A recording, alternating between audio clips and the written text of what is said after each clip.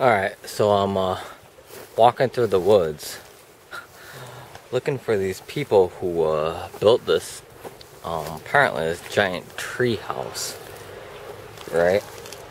Now the story is that they came out into the woods and they built this basically a house in the trees. You know, it's a tree house, right? We'll see if I find them and what the story is. Now they could just be like, yeah, get off my land, but I don't know, maybe it'll be cool. We'll see.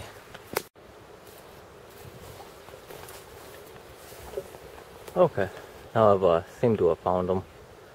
I'm gonna go in and well, say hello.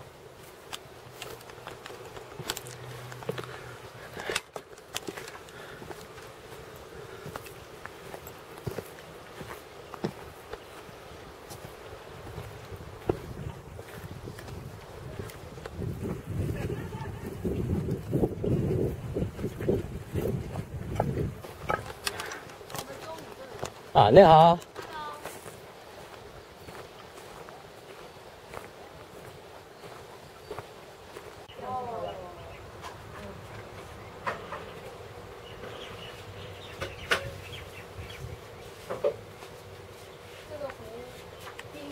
And cooked, yeah, this is oven.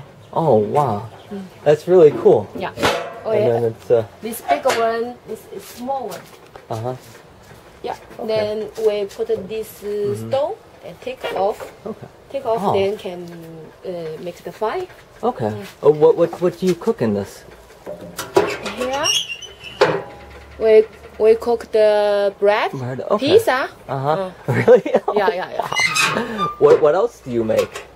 What? What other foods do you make? Also okay. And some sweet potato. Okay. Cook some sweet potato, some cook corn, and check.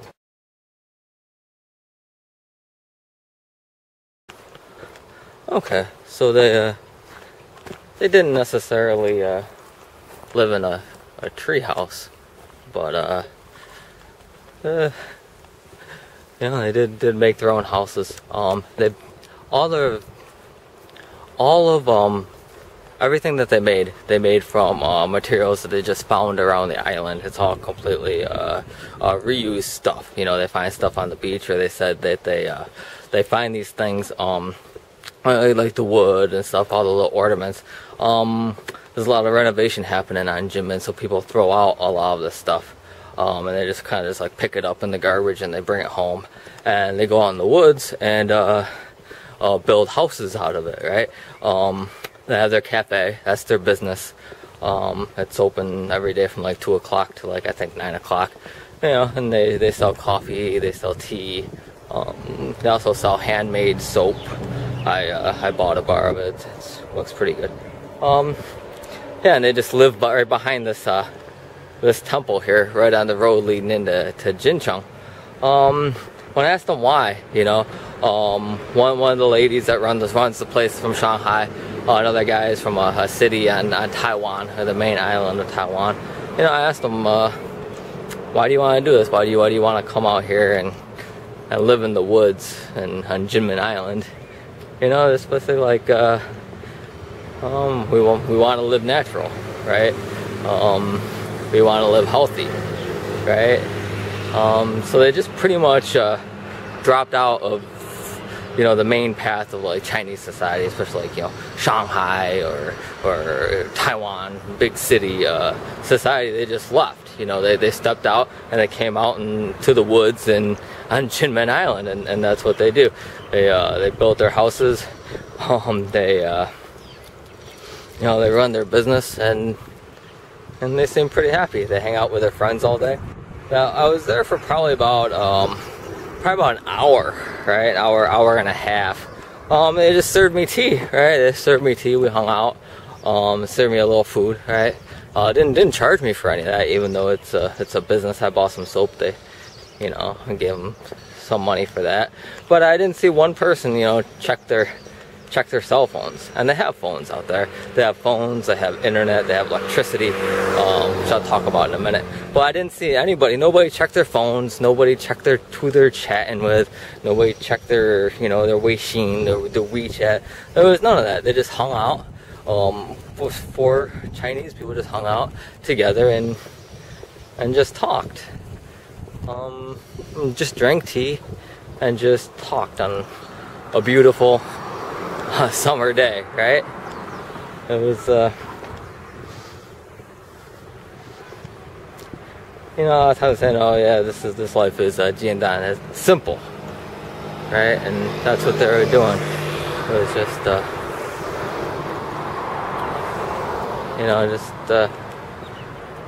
I don't know if I want to call it simple, but I mean, it's still complicated to go out and build your own house, but it's different, right? It's a life that's aiming for different goals. I asked them about what do your parents think? The lady from Shanghai. What do your parents think of this lifestyle? She's like, they don't like it. They think living in the city have more opportunity. More, you can make more money and eventually apparently be happy. Her parents, of course, wanted her to follow the same path they did.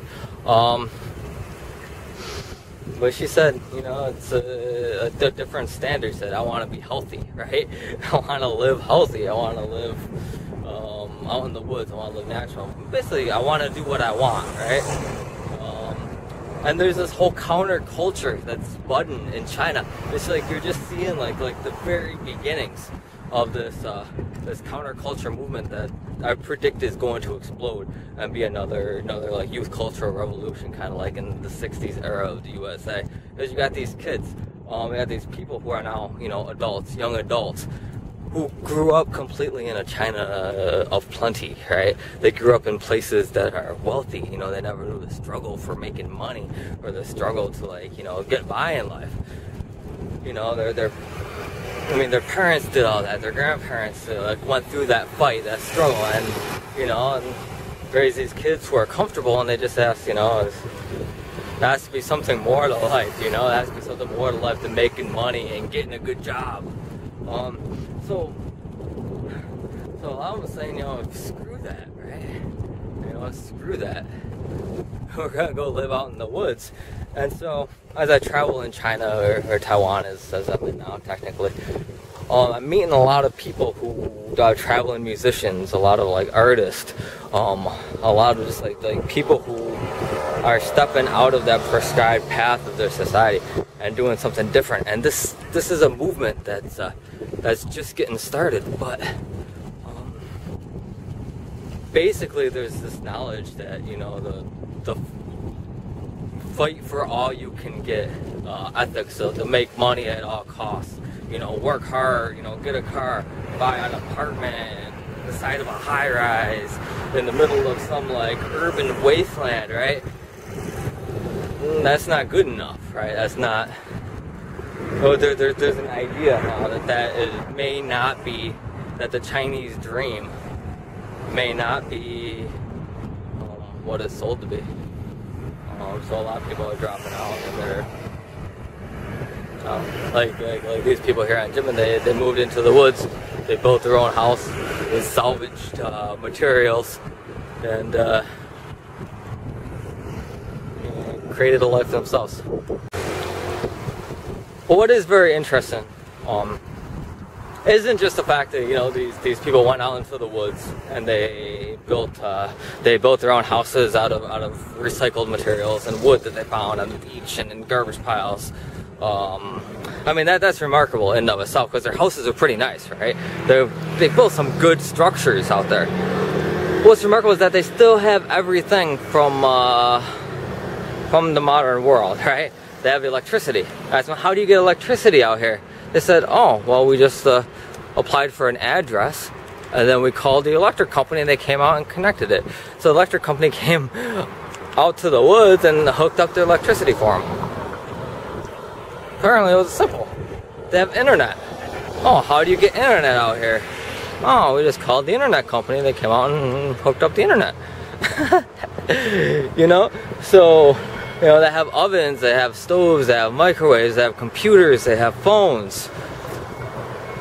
But yet, you know, they're living out in the woods. I mean, and just outside the city too, so they can walk. I mean, they live, you know, a 5-minute walk from the city center, right? So I'm really impressed with this living strategy that I just seen. You know, it's like in the woods, it's natural, it's you know, free, and very, very, very self-autonomous, right? But yet they're still able to take what they want from you know, modernized or industrialized society, right? So they're like picking and choosing. Oh, this is what I want, this is what I don't want, and basically cultivating a lifestyle that you know, that on their own terms, right? That they've created, that they've designed for them, for themselves. And that's remarkable.